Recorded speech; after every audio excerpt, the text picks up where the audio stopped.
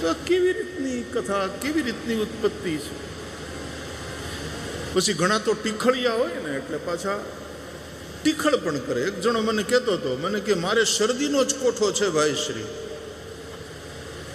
12 મહિના શરદી રહે છે, પણ મારા નાક, મને બહુ છીકવું આવે એ કે, પણ મારા નાકમાંથી કોઈ દી એવું કંઈ પ્રગટ થયું નથી.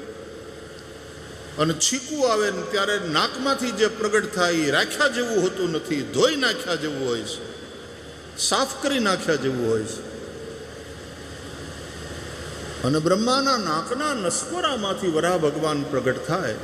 આ કથા જો બુદ્ધિથી સાંભળશો કે વાંચશો, બુદ્ધિમાં નહીં ઉતરે.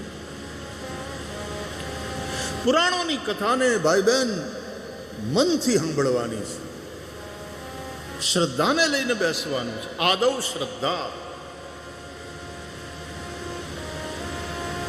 ભગવાન પણ કહે છે, શ્રદ્ધાવાન લભતે જ્ઞાનમ તત્પર સંયતેન્દ્રિય. શ્રદ્ધાવાનને જ્ઞાનની પ્રાપ્તિ થાય.